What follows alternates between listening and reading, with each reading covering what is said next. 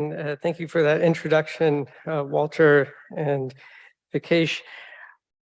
I'm going to spend about 12 to 15 minutes, and as a disclaimer on the first slide, this is really an overview of an expansive topic. And I'll just pick highlights for us to take home. And why should you take an interest in this talk? Well, if you're a practitioner or a scientist in the pancreatitis space of any age, I think you'll find this to be of interest because pediatric pancreatitis is really CP diagnosed at an early age and with its uniqueness, as well as the problem of early CP and the unique opportunity to look at CP due to genetics more than environmental influences. Here's just a slide that shows the histological diagnosis of CP. This audience is familiar with the definition of having exocrine islet destruction, the presence of calcifications, fibrosis, and chronic inflammation. Well, I'd like to tell you that the earliest features of this histological diagnosis can be seen in utero or in early infancy. And here are two case examples. On the left is from Johansen-Blizzard syndrome, and I picked this as a panel from the paper that identified the gene mutation, and a couple of members, Julia and Marcus, are in the authorship. You can see that it fits the definition. It's oxymoronic because it's rapid chronic pancreatitis, right? And then similarly, cystic fibrosis. But interestingly, neither of these syndromes are associated with pain during the evolution of their problem. We also recognize that chronic pancreatitis is more common than we once thought. And here's a paper from Zach Sellers at Stanford, who used a large insurance database called TruVan that includes inpatient as well as outpatient records. And the prevalence of chronic pancreatitis was shown to be much higher than previously reported. In adults, 92 cases per 100,000, and in children, about 6, which translates to about 300,000 adults and 20,000 children with CP in the US. So not a small number for such a debilitating problem. There are challenges in the diagnosis of CP in children, and they are the problem of early CP, as well as the heterogeneity of the presentation. And I'd like to tell you about the second problem first. And it is a tale, a real life tale of two teenagers with chronic pancreatitis who I had the privilege of taking care of. Both were teenage girls who had a history of acute recurrent pancreatitis. Patient one was pain-free between episodes, but had florid pancreatic calcifications and massive ductal dilatation. The calcifications can be seen even from the small CT image. Patient number two, however, had debilitating pain between episodes, and yet you can see in the MR that there's really mild ductal dilatation. And this tells you about the heterogeneity of presentation. Well, to tackle this problem, there are many groups, including large centers and emerging groups in Europe, in Asia, South America. I won't have time to go over the list of them in children, but it's promising. I'd like to tell you about the largest longitudinal study called INSPIRE. You've heard about this at this meeting on several occasions. It's led by our president-elect, Dr. Alia Uch. And here's an infographic that tells about the number and breadth of sites. Well, the first order of business of INSPIRE about 10 years ago for us, and I have the privilege of being an active member of INSPIRE, was to come up with an operational definition of chronic pancreatitis in children. And after much deliberation, we said that it required the presence of abnormal imaging findings, so ductal irregularities, calcifications if present, plus or minus atrophy, and one of 3 additional criteria, either typical pain or evidence of exocrine or endocrine insufficiency.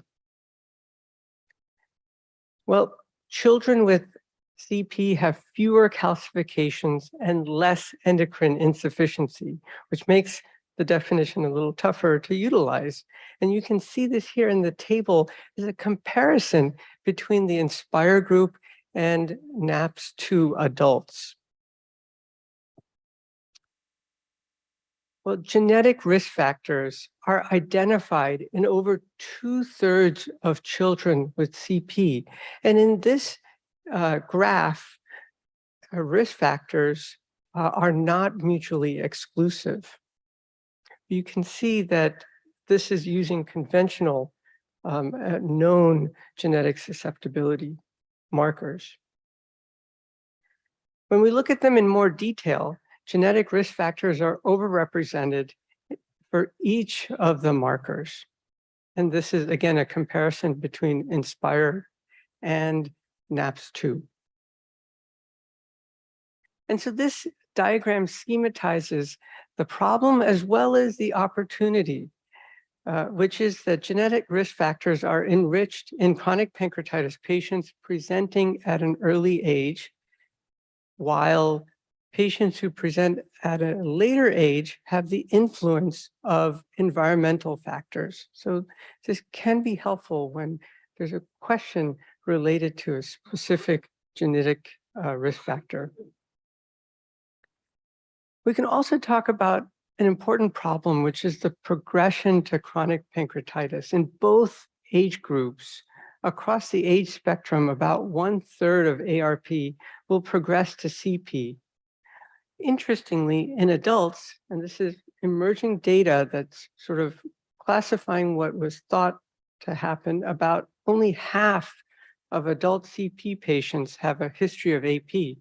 Now, contrast that with the pediatric data, and you'll see that over 90% of children with CP have a history of AP, and most of them have a history of ARP. Why is that? We don't know. But it's an important, interesting question, tells about biological differences, potentially. On the bottom table is another finding which was concerning, which is that when we looked at the progression from first attack of acute pancreatitis to chronic pancreatitis in these children, it was an alarming 3-year period. And then when we did more of a deep dive, as shown on the left Kaplan-Meier curve, the median was 3.8 years.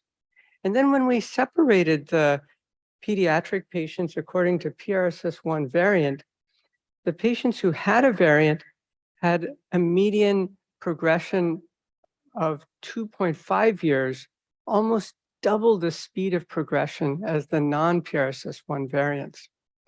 This is concerning, and at the same time, it's an opportunity to consider specific populations that may benefit from an intervention for chronic pancreatitis progression. And in that respect, there are emerging therapies on the horizon based on data. And here is one about immune mechanisms underlying progression to chronic pancreatitis. And this is the role of IL-17 signaling and CCL20, which is work from Aida Heptazian, our former president, and now stewarded by Bomi Lee at Stanford within our pediatric GI pancreas research group. And so one might think about these types of emerging therapies for these specific pancreatitis pediatric populations. I'd like to just touch upon the complications of CP in children and the one thing that I'd like to tell you is about pain. And this heat map of results from a questionnaire asked by the first INSPIRE cohort was how much does pancreatitis interfere with various activities of life, including school and day-to-day activities. And you can see that it is quite a pervasive problem. And there's a recent report about HRQOL, quality of life data from the INSPIRE group, and that shows similar low levels of quality of life as in adults. And I would argue that what happens in the child has an enduring effect across the lifespan. So it can be even more concerning as a result. Well, the horizon for pain therapies in children with CP is just sort of emerging. And I just wanted to put in a plug for one intervention that the INSPIRE group is working on called WebMap Chronic Pancreatitis, a cognitive behavioral intervention that's digital. And it's led by Tanya Palermo at the University of Washington. The last point about treatments is that TPIT outcomes are better in children. You heard this earlier in the APA meeting, and these are data from Melina Bellin, which is that children are less likely to be insulin dependent, more likely to be independent of narcotics. And at this point in time, it's a balanced, individualized discussion about the optimal timing. So in summary, I hope this was of interest to you as an audience, irrespective of your age. That's a joke. Pediatric CP is a unique problem on the continuum of age. Early CP or CP diagnosed at an early age is really part of the problem of pediatric CP. And it offers the opportunity to test the role of genetics with fewer environmental adulterations, pun intended. Most pediatric CP cases have a history of AP, and there's rapid progression, particularly in PRSS1 patients. So understanding those mechanisms, particularly immune mechanisms, will be beneficial. It is a debilitating disease. There are some therapies, and there's much promise ahead to work together. So thank you for your attention.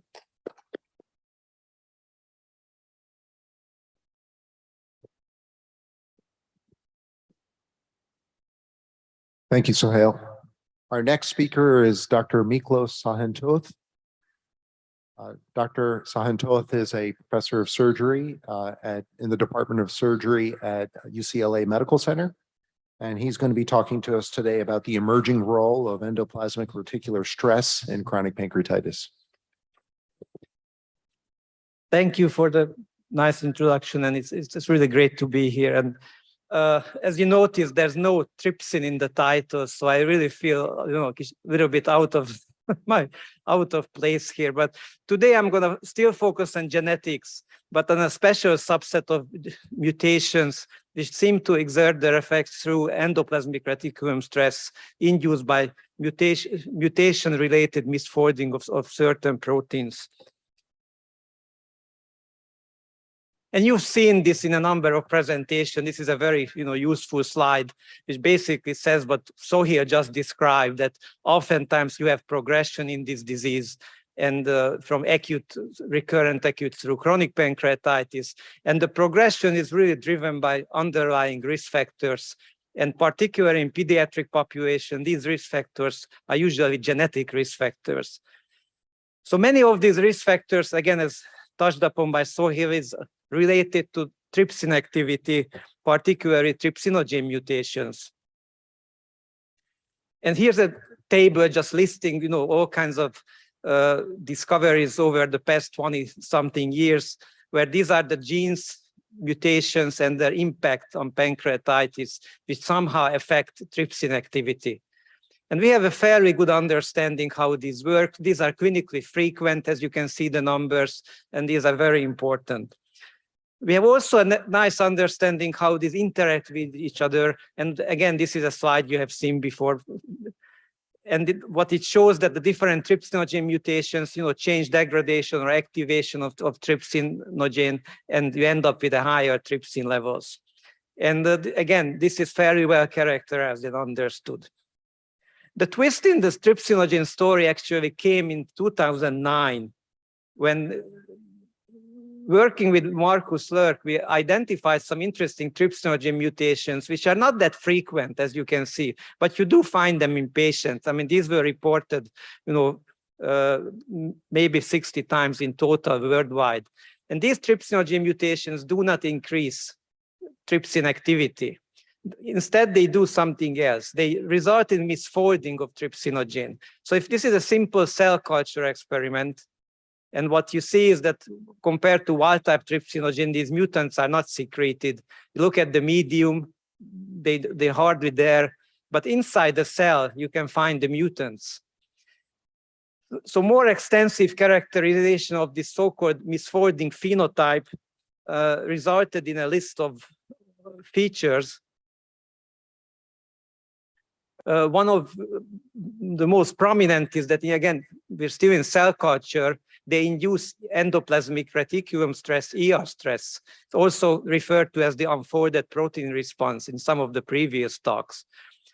And then I'm not going to go through this slide. These are a number of pathways which are aimed at inducing the folding capability of the ER, and BIP is a master chaperone, and BIP levels typically go up in ER stress. You can measure other parameters. What we routinely do, measure XBP1 splicing, which is a transcription factor, and also look at the bottom of the slide. There's CHOP, which is a transcription factor which induces apoptosis. And many of the ER stress-related organ damage is believed to be mediated by these CHOP-dependent mechanisms. So if I want to list what the misfolding phenotype is here's just a text slide. And I must say that I always get into arguments that how do you study misfolding? Do you really know that mutations cause misfolding of the enzymes? And this is a very indirect definition. If the cell in cell culture thinks the protein is misfolded, we call it misfolded. But these are the typical characteristics what you see in experimental conditions. The mutant, there's diminished secretion. It doesn't appear in the growth medium, but there's always normal or even increased levels inside in cell lysates. So the mutants are made, they just cannot come out of the cells.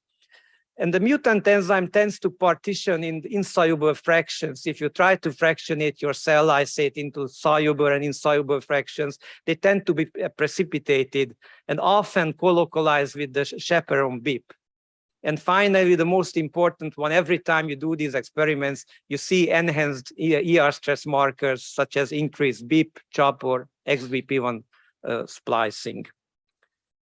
So after our initial discovery and the definition of this sort of misfolding phenotype, more and more reports came out from my laboratory and other laboratories, and I'm just showing you a handful of papers here, which found mutations not only in trypsinogen, but in other genes like pancreatic lipases, chymotrypsin C, and most importantly, I'm showing you it on the next slide, carboxypeptidase A1.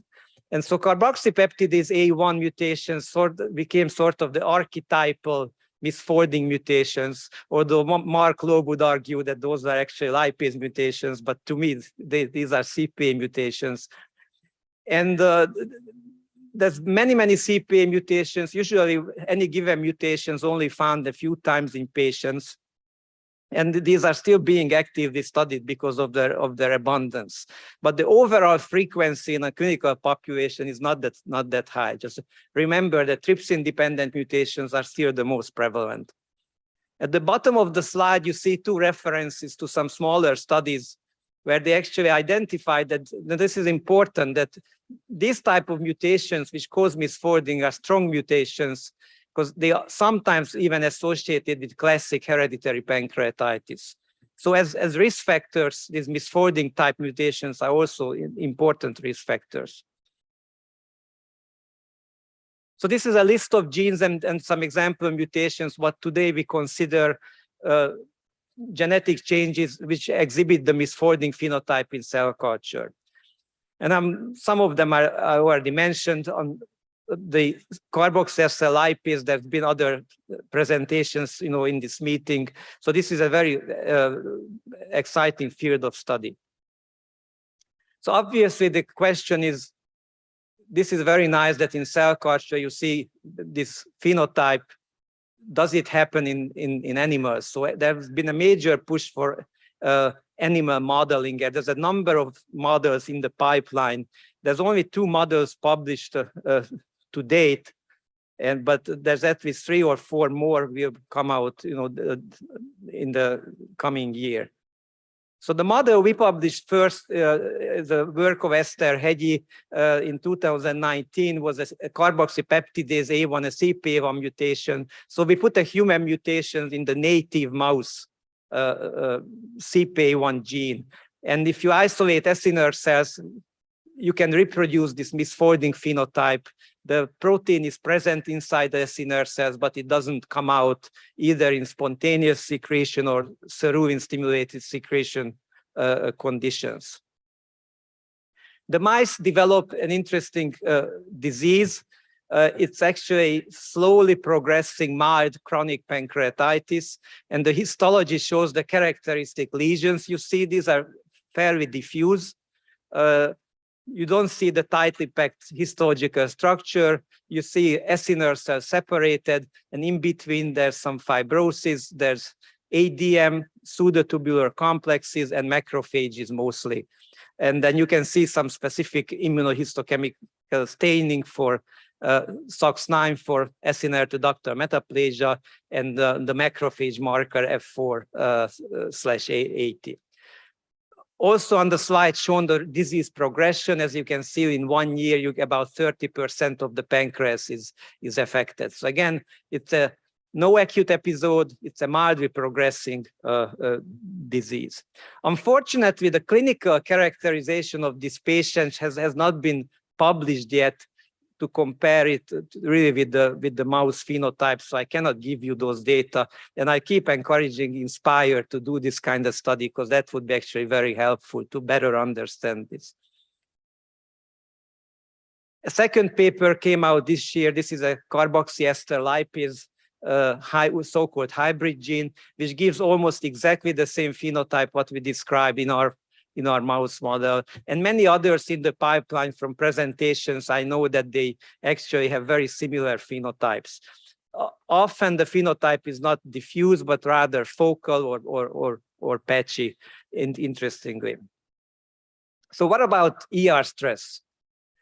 So that's a little confusing. In every one of these models, we see an increase in BIP, but the increase is very small, variable, depending what age you look at. It's never impressive. In cell culture, these BIP increases sometimes are quite dramatic. And also CHOP, and I'm not showing you XBP1 splicing, same thing, goes up more significantly.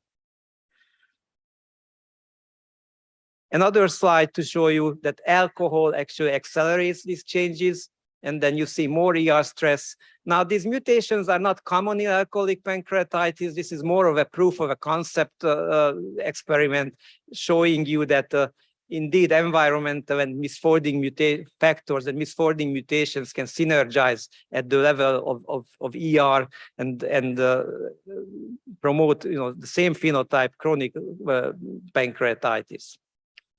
And finally, on my last slide, I'd like to show you a freshly published experiment. We were intrigued by this sharp increase in CHOP, which is this pro-apoptotic transcription factor. So we deleted it from the CPA1 mice. And then what you find actually that it doesn't do anything. With or without this transcription factor, chronic pancreatitis and pancreatic tissue damage was actually identical. And then this is a work of Balázs Németh, who's here with us today at the conference. And this is actually quite important because both in cell culture experiments and in mouse, we often look at increases in CHOP to describe pathology, but it looks like it is a marker of disease, but not a driver. So to summarize what we discussed today, This is sort of a reminder that there exists a group of mutations which we classify as sort of the misfolding dependent pathway of genetic risk in chronic pancreatitis, and the characteristic of these mutations these are relatively rare in CP cases. They all exhibit the misfolding phenotype in cell culture with the particular feature of inducing ER stress. In mouse, they cause spontaneous, slowly progressing chronic pancreatitis and mild ER stress, which I put it in red that I'm not completely convinced that ER stress is really pathogenic in this setting or just a consequence or just a marker, but this is something which we need to study. Alcohol seems to amplify the effect of misfolding mutations, and the effect of these mutations is completely independent of the pro-apoptotic transcription factor CHOP. And I'm right on time. Look at that. Thank you.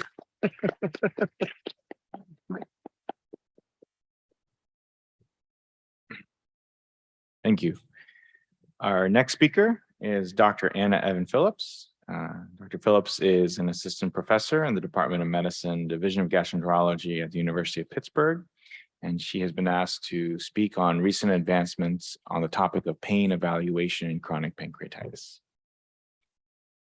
Thank you very much for the kind introduction. And thank you to the leadership of the APA and the organizers of today's session for inviting me to talk on this subject. And so happily, there has been a lot of work in pain evaluation in chronic pancreatitis in these last few years. And so I'm going to touch briefly on 4 different areas. First, some advancements in the understanding of clinical characteristics of chronic pancreatitis related pain. Second, the assessment of CP pain. Third, in the treatment of pain. And fourth, in predictors of outcome to intervention. And so traditionally, many of our understandings of pain patterns in chronic pancreatitis have been shaped by this publication from the 1990s, dividing pain into 2 main categories: type A pain, that of intermittent attacks of pain with, importantly, pain-free intervals for patients, and type B pain, which is constant with exacerbations of severe pain. It's important to note that there are up to about 15 to 20% of CP patients, possibly more, who do not fit into this model. And so this publication from the Dutch Pancreatitis Group in 2020 wonderfully looked at over 1,000 patients with chronic pancreatitis. And what we saw was that there was not actually a static pattern of pain in these patients, but rather over a median follow-up of 47 months, over 60% of patients had at least one change in their pain profile, suggesting that this phenomenon is actually quite dynamic. Now, it's important to acknowledge the difference here in pain versus nociception. So pain is a subjective and emotional experience that is associated with either actual or potential tissue damage, whereas nociception refers to the response of the sensory nervous system to harmful or potentially harmful stimuli. And due to the subjective nature and this emotional aspect of the pain experience, biomarker development for pain measurement specifically is unlikely. However, biomarkers for nociception are likely to be more possible. Wow. And so this brings me to nociception in painful chronic pancreatitis. Here, I'll just mention briefly, on the left-hand side, you see this well-described continuum actually of nociception in chronic pancreatitis, where some patients process pain normally, and then others have features of central sensitization, which alters their pain experience. This is newly something that is quantified via a technique called quantitative sensory testing. And through this technique, patients can be separated or phenotyped into at least 3 different groups of different levels of central sensitization. Now, the reason that this is important is that hyperalgesia is another previously described but not well measured or accounted for aspect of pain in chronic pancreatitis. And so this is just one publication from 2021 showing actually that in patients with painful chronic pancreatitis, we see a higher percentage of patients with widespread hyperalgesia than in those with painless chronic pancreatitis. Anxiety and depression as psychiatric comorbidities of chronic pancreatitis have long been assumed to be frequently comorbid with the condition, but rarely accurately measured. And so in this publication from 2020, there's actually prevalence data that's published on symptoms of anxiety and depression in these patients based on the Hospital Anxiety and Depression Questionnaire. Anxiety prevalent in 46.8% of patients, depression in 38.6%, and overlap was seen in 29%. What's important about this with regard to pain is that CP patients with anxiety or depression were seen to be more likely to report pain of higher severity, and report more pain interference with their daily lives. On the right-hand side of this slide, what you see is a linear increase actually in the rates of anxiety and depression seen in patients with more increasing frequency rather of pain. So pain, anxiety, depression, biologic factors, and hyperalgesia are difficult things to tease apart within the pain experience. In this publication from 2021 from Dr. Olesen, what we see here is exactly that. On the left-hand side, you see prevalence data of each of those factors: pancreatic ductal obstruction, hyperalgesia as measured by PQST phenotype, anxiety, depression, and then catastrophizing. On the right, what you see after joining anxiety, depression, and catastrophizing together as a variable called psychologic distress, you see a Venn diagram that clearly illustrates the overlap of these factors in a patient population of chronic pancreatitis. What's important about this is that these factors are not only overlapping, but there is a cumulative effect of these factors. And so what you see in these collective diagrams is a linear increase in the pain severity and pain interference, as well as a linear decrease in quality of life with the accumulation of each of these pain-related factors. And so in these last few years, what's been clearly delineated is that pain in these patients is dynamic, pain is complicated, and pain has many different dimensions.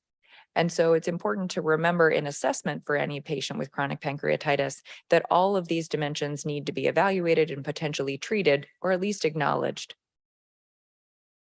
This brings me to the assessment of chronic pancreatitis pain.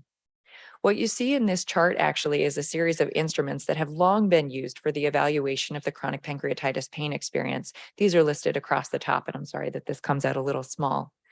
And what you see in the vertical column on the left are the different aspects of the CP pain experience of import to patients. And what you'll note is that there are a lot of gaps in this chart.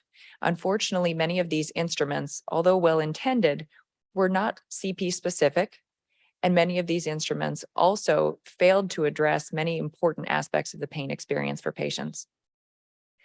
And so what we saw in 2016 was the development of the Comprehensive Pain Assessment Tool, or COMPAT. This is an instrument that is specific for chronic pancreatitis and is really very thorough. Now, the initial instrument left some room for improvement. It was 17 pages in length, which arguably was very thorough, but it made it very difficult for both patients and providers actually to complete this, especially in clinical setting where time is of the essence. And so the creators distilled the essential aspects of the COMPAT, and the COMPAT short form was born. This was published back in 2020 in Clinical Gastroenterology and Hepatology. And so what we have in total is a 3-page document that takes only about 10 minutes to fill out, is chronic pancreatitis specific, and covers numerous aspects specific to this disease process of import to patients. Now, the traditional treatments for painful chronic pancreatitis span a very predictable list of things that many of us are very familiar with. And so while the last few years have not seen the emergence of new drug treatment for painful chronic pancreatitis, what we have seen are careful, well-planned, high-quality clinical trials looking at some of these existing treatments. Now, many of you are familiar already with the ESCAPE trial, which was published in JAMA in 2020. And this was an unblinded, multi-center randomized clinical trial of 88 patients, looking at this age-old question, if you will, of early surgery versus endotherapy first treatment for ductal obstruction. Now, the published findings highlighted the fact that at 18 months of follow-up, the early surgery group had a lower integrated pain score than the endotherapy first group did. An additional important aspect that one can tease out of this, though, is that there was actually no difference seen in pain outcomes comparing the surgery group to the endotherapy first group, where ductal clearance was achieved. I'd like to also highlight the SHOKE trial, which is a randomized, single-blind, parallel group, sham-controlled trial. This is being done in India, and this is to evaluate the effect of combined SWAL and ERCP. The sample size here is 106 patients, looking at pain relief as the primary outcome after 3 months, 3 months after their randomization. This trial has recently finished recruiting, and so we're hoping that the results will be shortly forthcoming. Now, lastly, I want to mention predictors of outcome to therapy. Many very clever and hardworking minds have thought of long lists of possible predictors of outcome to therapy. However, there has been no reliable, consistent, reproducible predictor that has been identified to date to predict outcome to either drug therapy or interventional therapy. And so we are still hard at work at this. And so a new aspect of predictor has been proposed in evaluating nociception. And so this clinical trial has just started a little over a year ago. And so this is looking at phenotypes in nociception and looking at pancreatic quantitative sensory testing as a potential predictor of treatment response for pain and chronic pancreatitis. The aim of this is to test the predictive capabilities specifically of this technique for pain improvement following invasive treatment for painful chronic pancreatitis. And so with that, I'd just like to highlight again, grossly speaking, the advancements in the field over these last few years. What we've seen are new insights and associations with clinical characteristics of painful chronic pancreatitis. In the assessment of pain in this disease, we've seen the development and validation of a CP-specific tool, which could be used as an outcome measure for chronic pancreatitis called the COMPAT short form. We've seen the evaluation of nociceptive phenotypes be developed also in the assessment of the disease. We've seen new findings in the treatment of pain with regard to results of interventional clinical trials, and then also the development of these nociceptive phenotypes as possible predictors of outcome to intervention. And so with that, I'd like to thank you for your attention and thank the following individuals for all of their help and guidance. Thank you.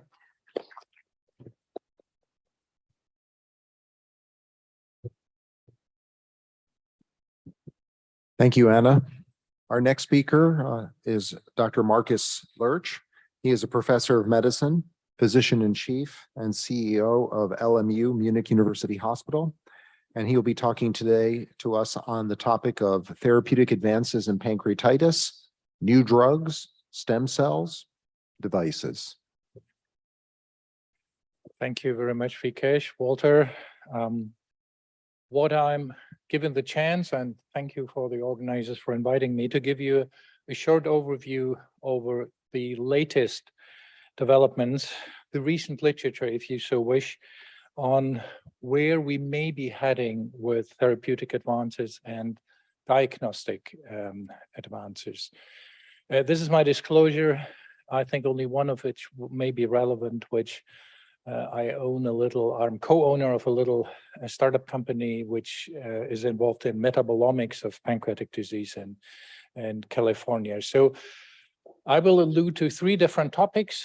One is how can measurements of the composition of the microbiome or the blood metabolome influence our decision-making for pancreatitis, whether we're dealing with pancreatitis, whether we're dealing with early pancreatitis, how to differentiate it from other diseases, and how to differentiate it from pancreatic cancer. The second one is some recent studies, a very short selection about potential therapeutic targets that all have to do with the immunology of chronic pancreatitis. And the third one is essentially what's came out as a result of the ESCAPE trial and how we may see progress in terms of how to intervene endoscopically in chronic pancreatitis.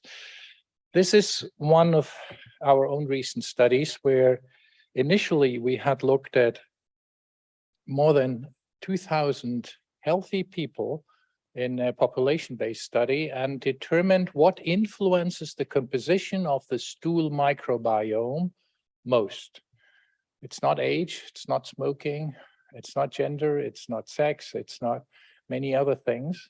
It's not actually the nutritional status, but it's stool elastase that has the highest impact on the composition of the microbiome. So in the next step, we went to investigate patients with chronic pancreatitis, and all of them firmly established chronic pancreatitis, and totally matched for age, nutritional status, and smoking status, and PPIs controls. And what we found is that chronic pancreatitis is associated, like many other diseases, with a high degree of gut microbial dysbiosis.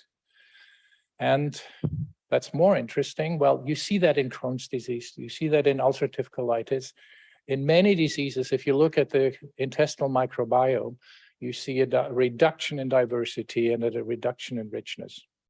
But in pancreatitis, that is an effect above and beyond the effect you see from reduced exocrine pancreatic function. So it's not only exocrine pancreatic function that affects it, but beyond that, the inflammation of the pancreas. And you see an uptick in the overgrowth of opportunistic pathogens that you also find in pancreatic necrosis. So it's a predisposing factor, if you have an acute episode, that your necrosis becomes infected necrosis rather than sterile necrosis. And there's two studies that came out this year that we've been known for a number of years that the microbiome also plays a role in pancreatic cancer. There's a study from Ashok's group and from another group that have identified the pancreas, the intrapancreatic microbiome, to be associated with therapy resistance and with the advent of pancreatitis. These two studies try to compare to find a microbiome signature by metagenomics approach to distinguish chronic pancreatitis from pancreatic cancer. And that was successful in two studies that came out this year. If we take a closer look at the larger studies with patients from Japan, Spain, and Germany, you will see that with an area under the curve around 70, 0.7, you could, by using either the microbiome's composition in the mouth of the patients or in the stool of the patients, you could distinguish between IPMN and pancreatic cancer with an area under the curve around 70. And you could also distinguish between chronic pancreatitis and pancreatic cancer with an area under the curve around 70. So what I mean to indicate with that, there may be ways of using microbiome signature to distinguish the good diseases. However, 0.7 is probably not good enough for an accurate diagnosis. So I think further studies have to find better ways to do that. We had completed a study where we looked at the metabolome, the blood composition of metabolites, mostly fats, in 2019, which appeared in Gut, where we could show that with a signature of about 9 metabolites plus CA19, you had a fairly high accuracy to distinguish pancreatic cancer from chronic pancreatitis. We continued in the group of Julia Meyer, this study with another additional 941 patients, 350 of which had pancreatic cancer, from these 3 different centers with a similar metabolome LCMS-MS approach. And what you find here that this signature is consistently better in the identification study and 2 validation study than the prediction by CA19 alone. You see that in the upper 3 curves. And then we asked about 8% of patients, and the general populations cannot express CA19 because they're non-secretors of CA19, of the surface protein CA19. How does that perform? And Ujjwal in the lab used a machine learning approach, and he could reduce the number of 12 initial metabolites in an improved biomarker signature to only 4 plus CI99, and he found that even leaving out CI99, you still get an area under the curve of about 0.9. That means that, and there's an ongoing study with an additional 1,500 patients where the lockdown of the database is this month, where we are hopeful that we can find a metabolome signature, not only to distinguish between the two diseases in high-risk cohorts, but also to early detect, even before the onset, who will or who will not develop chronic pancreatitis. I think this may be a direction that's more feasible at this moment than the microbiome signature. What about targets? We learned from a study from Aida Habezian that alternatively activated macrophages are the driver of fibrosis in the pancreas. And if we see end-stage disease in patients with chronic pancreatitis, it is always because there's extensive fibrosis of the parenchyma, affecting the islets and the acidocyte tissue and leading to exocrine and endocrine insufficiency, and fibrosis of the duct leading to stenosis, and that is one of the factors of pain. And Matthias Sandler went one step further. He wanted to know how they are regulated, the alternatively activated macrophages. And you see here the vicious circle between the macrophages and how they activate stellate cells. And he went back to see what are the regulators of the macrophages that drive fibrosis. And what he found is if you take in an experimental model where you take out regulatory T cells, the pancreatitis in his model becomes actually worse. So it became very clear that these FOXP3 positive regulatory T cells are a bad thing for the development of pancreatitis, and they inhibit the Th2 response that drives fibrosis via the via stellate cell stimulation. Another thing that was detected already 2 years ago in 2019 was we always expected the inflammatory development of chronic pancreatitis or from acute to chronic pancreatitis to run in two phases. In the acute phase, you had hyperinflammation, and then you had lower inflammation or inflammatory deficiency or suppression of the inflammatory response. What Matthias found is that these two courses run completely in parallel. So you have at the same time cytokine storm and depression of the inflammatory response in parallel. And the way to balance it for him was to affect the NLRP3 inflammasome. And in 2015, there had been an inflammasome inhibitor being published. And when Matthias used this, that was the way to tamper hyperinflammation and to alleviate inflammatory deficiency or the deficiency of the inflammatory response at the same time. So an NLRP3 inhibitor, small scale and bioavailable if taken orally, would be a potential drug target to balance out the immune response in pancreatitis and prevent progression to chronic pancreatitis. Another publication that came out from Vika Studea and the Ashok Saluja's group was pirfenidone. This is a drug that has been approved in 2008, initially, I think, in Japan, later in the US and in Europe, and much later in Germany for pulmonary fibrosis. And it's a small, very small molecule inhibitor of TGF-beta release and pro-collagen 1 and 2 production.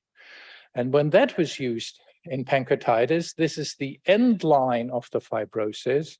Vikas and his group, they could find that this reduces the fibrosis or the inflammatory response leading to fibrosis in pancreatitis models. So that would allow another angle for a secondary use of an already approved drug to be tested in pancreatitis in terms of preventing fibrosis.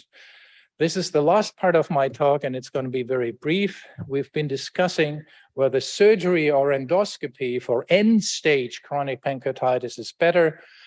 Junior Cahan had published 5 years ago in the New England Journal that, that surgery is better based on some surrogate markers. The Dutch Pancreatitis Group now published their second, much larger study with true endpoints in terms of pain, all other parameters being equal, whether they have been drainage surgery, we're not talking about resection, drainage surgery versus endoscopic intervention with removal of stones and removing of stent diagnosis. And it came out again that surgery has a more rapid alleviation of pain than endoscopy. However, if you look at the right side of the curve at the very end, this is only true for all comers. If you compare those patients in which endoscopically all stains and stenosis had been removed, then you get the same result as for surgery.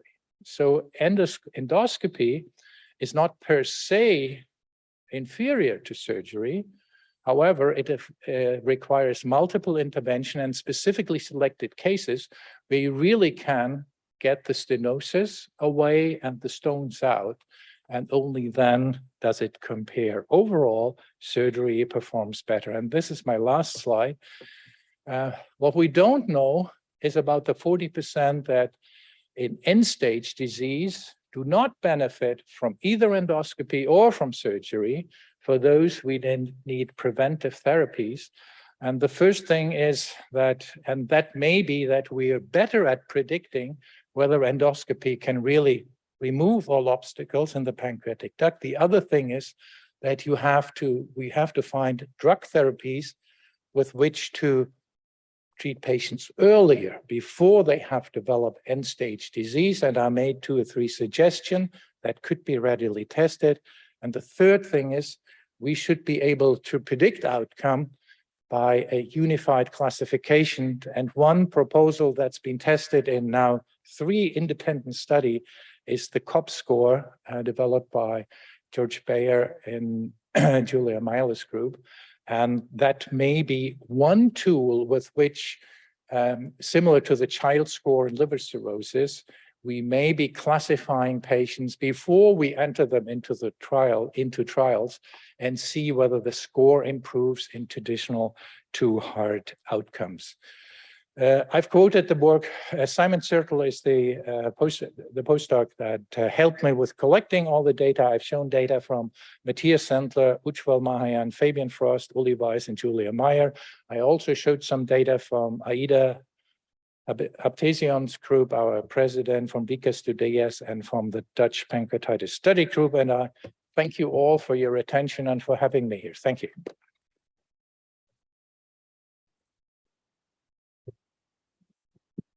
We'd like for all the speakers to come up, and we're going to open the session up for question and answer.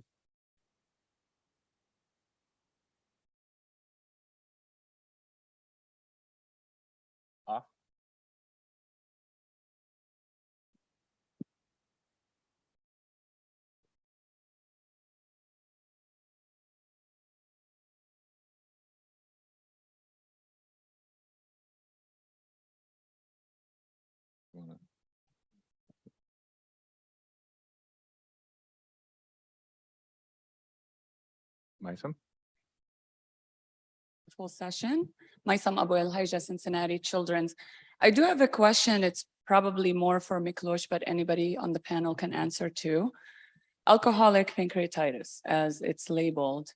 And as we know from the NAPS2 data that, genetics prevalence was based on the diagnosis of exclusion. So if you're alcoholic, then you don't get genetic testing. And we now know that's not the case. And to take care of the patients, you do more extensive genetic testing, even in adults with alcohol.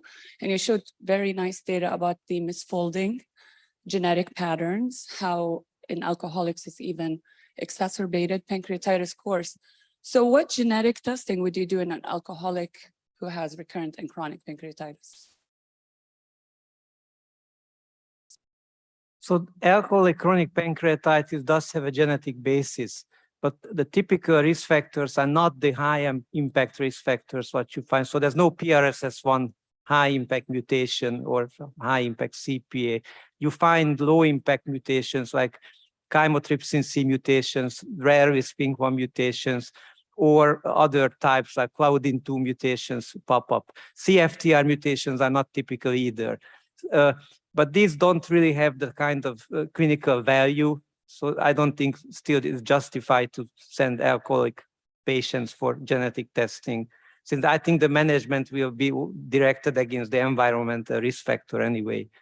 Yeah, so maybe just as a comment, my background as a pediatrician, I may argue differently and say maybe they do deserve an extensive genetic testing like every other recurrent and chronic pancreatitis patient, because there might be a concomitant causes, we don't know. And I don't think that systematically we looked at the alcoholic pancreatitis and systematically tested for those genes. CFTR does increase the alcoholic ulcer risk. So just maybe out there. The only problem I have with that is the therapeutic consequences. If someone has chronic pancreatitis in association with excessive alcohol consumption, it's extremely clear by the data. If he stops drinking alcohol, he reduces his calcification rate by half, the progression of disease by half, and the pain score by half. So for the prognosis of this patient, the only factor right now is not his genetic background, but is completely whether he stops drinking alcohol or not. I think knowledge is power. I respect your opinion, Marcus, but like their children, when they come with pancreatitis and we don't know, I think it's just the knowledge. Yeah. Children is a completely different ballgame, and there are not that many alcoholic children. At least in the US. Dr. Forsmark. So I had a question really, and that is that it was really a terrific session. And I was thinking about some of the ideas that were presented about drugs, Marcus, that you presented that might somehow change, modulate the natural history, maybe improve the histology. I'm not sure those will treat pain though. And I didn't hear any discussion of two aspects. One is sort of therapy directed at, nerves like nerve blocks, which I guess are still included in guidelines. And the second is what's on the horizon for treating the way that patients perceive pain, changing the way the pain signal is processed, which seems to me might help if we can't do anything about the disease. So I'm thinking of ketamine and mushrooms, all kinds of crazy things, but they're things that are directed at changing the way, resetting, the neurons in a way that the pain is not so bothersome. So I can start by saying, I think there's a lot of room to be creative. There's a lot of opportunity out there. Thank you for the excellent question. And I think this is a huge area for additional exploration. One of the things that I would say is that there are some data actually about a couple of the agents that you mentioned. There is encouraging data actually on neuromodulators in relatively recent years, gabapentin and pregabalin as agents that modulate the pain experience for patients. There is also a clinical trial protocol that has been published actually on ketamine in this disease. What I can say though is that the reason that I hadn't presented more information is that we're actually lacking updated information in those agents. And so I think there are a lot of again, there's a lot of room for that to be done, and there have been a lot of logistic hurdles to overcome. But I think you've really hit on an area where there's a lot of questions to answer. If anyone else wants to chime in, please. Julia. So maybe I can use the opportunity and pick on the brain of the whole panel. I mean, in recent years, we have been starting to investigate the genetically modified animal models. And in many instances, what we see is fatty replacement instead of necrosis. And I never really understood whether that is the causes the ER stress and whether that's a different form of cell death. And I was just wondering, Miklos, whether you might plan or Sohail to actually cross those animals with, say, for example, a RIP1 knockout animal to look for necroptosis, or to crossbreed to some autophagy inducing or preventing animals, to understand whether there's a threshold of damage. And that also points to the fact of the Johansson Blizzard syndrome. I mean, you said it's painless pancreatitis, but we do see macrophages in there. So the question is there a threshold? Can we set the threshold? And can we understand when a cell dies silently and may not cause pain, like in your pediatric patient, where you said that is painless pancreatitis and the other one is calcific like hell, but it doesn't really show any symptoms. So is there a way to understand and maybe then find some treatment? So this was more like a commentary from you, and I completely agree with you. I think some of these experiments need to be done. I have to add, it's very laborious to cross mice, one, just by candidate gene approach. Like you mentioned, the RIP1 knockout, and then we did this CHOP study. It took us 2 years, just one gene to test. So and a lot of money. So even though we have the basic tools to do this, it's still a logistical challenge to test the number. We need some unbiased approaches to identify, better candidates before we do that. And one little command: fatty replacement of the pancreas is not a feature of human chronic pancreatitis at all. It's a feature of Rochman-Diamond syndrome affecting the pancreas. What we see in humans is really chronic inflammation, either focal or, she doesn't give up, either focal or general. And I think it's the inflammatory process we need to address with therapeutic targets. So not all models may be suitable for testing potential targets. Now, I was just wondering that, do we know whether there isn't any fatty replacement in humans? Yes, I we mean, do. We looked into pancreatic steatosis. It's a it's a separate entity, but it's not an entity, and it does have consequences. We did a population-based study on pancreatic steatosis, but it's not a feature of chronic pancreatitis. Two different things. Yes, but I mean, the patient we operate on are the chronic calcific pancreatitis patient, and we operate for pain. So we would not expect there a lot of fatty replacement. But I think a fatty pancreas and fatty replacement are entirely different things. And I don't think that we have ever harvested any tissue to say, yes, it does exist or it doesn't. And the only person who could probably answer that question are the surgeons. Well, you stick needles into the pancreas endoscopically about 800 times a year. There's never the fatty replacement issue. And can I just also, it's an interesting question because, I mean, you're right, the fatty replacement, in fact, a comment made a couple of days ago was that CF has fatty replacement. To my knowledge, it does not. It's really a fibrotic, destructive problem. The only situation that I'm aware of with a natural fatty pancreas is the Shwachman-Diamond.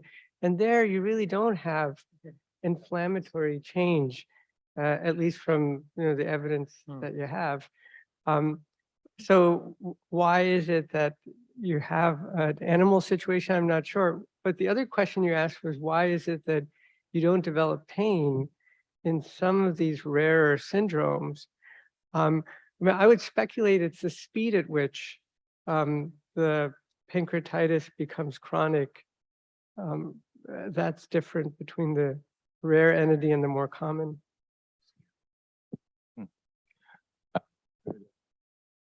Greg Beelman, Minneapolis. I'm going to change this subject a lot. Children, if everything goes well, become adults. Do you have a transition plan for your kids with chronic pancreatitis to get them handed off to the appropriate provider for their adult lifetime? Thank you.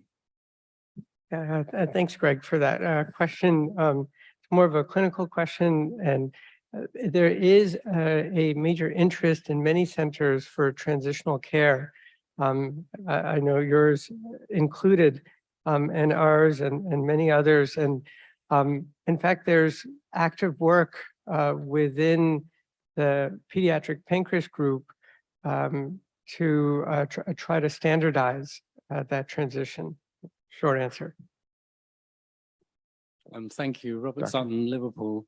I'd be very grateful to hear the panelists' views on transferring what has been learned through clinical, observational, and interventional trials, and the methods used for patient assessment, for example, pain, but also impact on life, quality of life, and so on, in optimal routine clinical practice. So how much do you use those tools, and which ones do you use, if you use them at all, in the management of patients with chronic pancreatitis or recurrent acute pancreatitis? What a wonderful question. And thank you so much for asking it. I can also ask others on the panel to respond. But what I would say with regard to observational studies and in clinical trials, the assessment specifically of pain has been incredibly heterogeneous. Again, well-meaning across the profession, but difficult to standardize any sort of outcome measurement because they are so different in both the information that has been gathered, in the timeline in which it has been gathered, and in follow-up after any intervention that has been done. And so I think, as has been raised multiple times in this meeting and in others, one of the things that we need to do as a field is standardize the way that we do assess pain in these diseases as much as possible, to at least be able to compare those things. In clinical practice, my suspicion is that it is also a very heterogeneous process.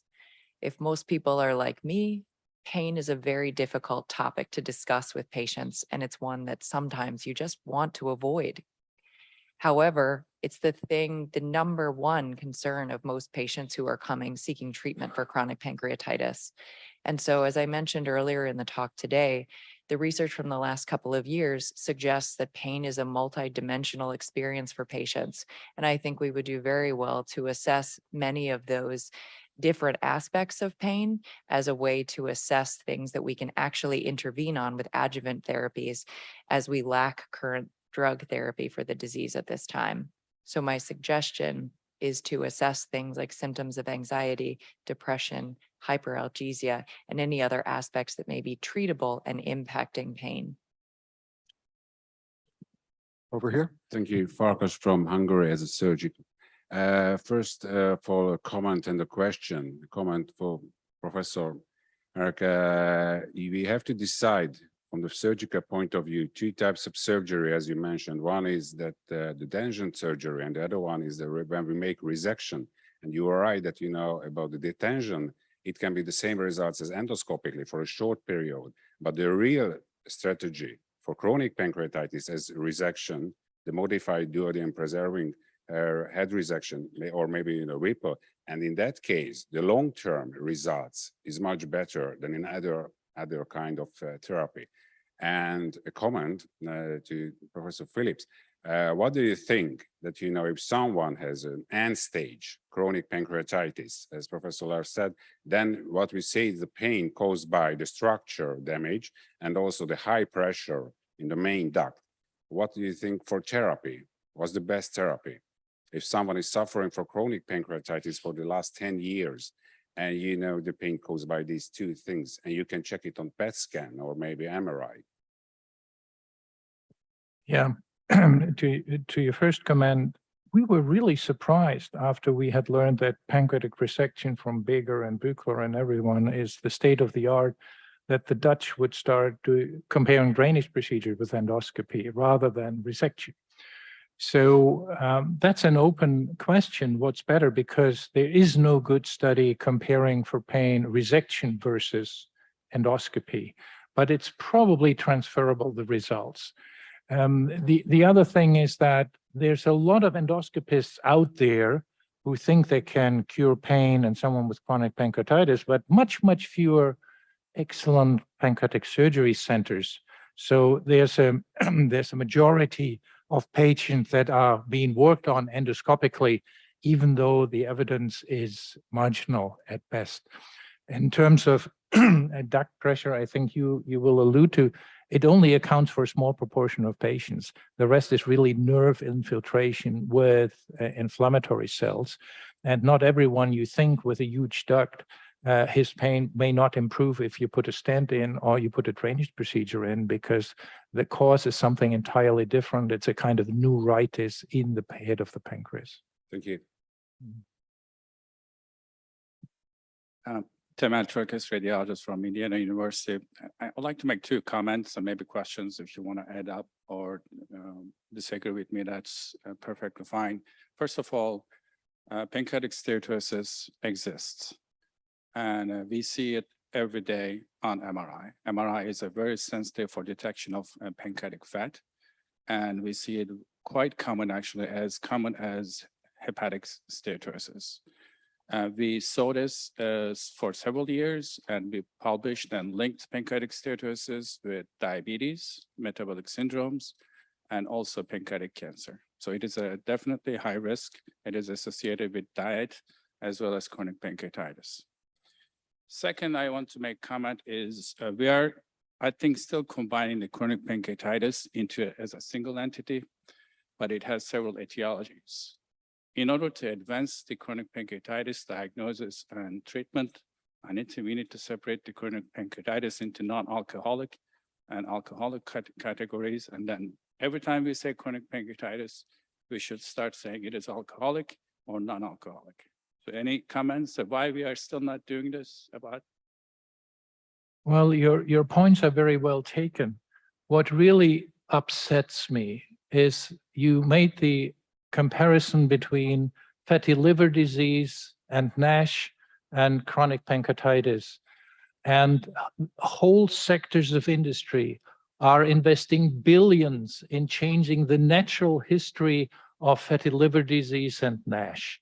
There are at least 18 different programs with billions of dollars trying to change the history of this disease. We're not even sure it is a disease, okay? With chronic pancreatitis, we are sure it is a disease, but not a single company is willing to invest in changing early chronic pancreatitis by a therapeutic intervention. Why is that? Because there is a hype which is completely deflating now. None of these companies has been successful, and because there is no acceptance in society that this will be an expensive treatment society will pay for to treat fatty liver. So all these investments are in vain and they're disappearing. With chronic pancreatitis, it is our duty as investigators to show definitive criteria when intervention may be feasible, when it may be sensible, and then find the industry investment to invest in studies changing the natural history of chronic pancreatitis before we treat end-stage disease with intractable pain, with ducts that only can be intervened by surgery or endoscopy. But this is our obligation to show that this is a worthwhile target, and we haven't so far, with the sole exception of children with chronic pancreatitis. I think that, but children have a different problem for industry to invest. You see, they don't like pediatric patient cohorts in interventional trial. We have to show in adults, and it's much easier to argue in children. If we can be quick, I think we'll try to get the last two questions. Mine is just a comment, just to continue on pancreas fat versus fibrosis and which animal models. I just want to remind that there are ferret models, and the SPINK1 ferret model actually was discussed here in previous meetings. Xiaopeng Li, who actually received a Young Investigator APA award, who's not at this meeting because he's presenting at the NACFC, the CF meeting is happening at the same time. Those animals actually develop pancreatic fibrosis. It's a spontaneous pancreatitis that develop, and the trypsin activation is present. The paper is not yet published. And unlike mice, the SPINK1 ferrets also develop glycemic differences and become diabetic over time. So just don't give up on the animal models, especially Dr. Saluja. So, so I just want to give a plug about the ferret models. Just keep your mind open, please. Thank you. Vijay, last question or comment. Yeah, this is a comment about what we have published in Human Pancreas and Fatty Replacement. This was a Gastroenterology 2013 paper on autopsies of humans, controls or with a known history of chronic pancreatitis. And we quantified on their histological samples how much of it was adipocyte mass. And this was confirmed with perilipin-1 staining. The normal human, so there are two patterns of fatty replacement. One is which parallels obesity, no chronic pancreatitis. There, the amount of pancreatic fat in general has a R value of about 0.45, moderate strength correlation between pancreatic fat and other areas of visceral fat or obesity.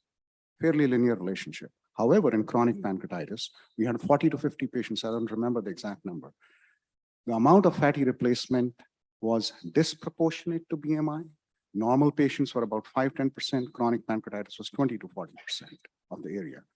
It had associated fibrosis, which obese patients did not have. There was less fibrosis in the obese ones. And the fibrosis walled off the fat from the surrounding parenchyma. So there are two patterns of fatty replacement. One, which occurs like fat deposition elsewhere. And I'm not talking liver fat here. This is adipocyte. This is not transformation of a hepatocyte to a fat droplet containing cell. We're talking about adipocyte infiltration.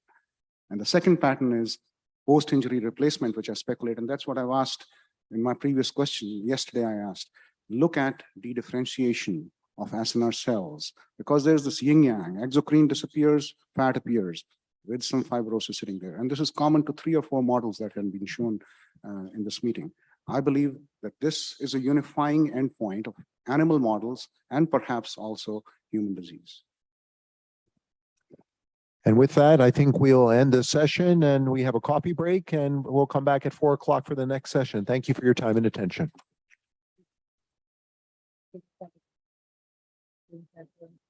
Yeah, so.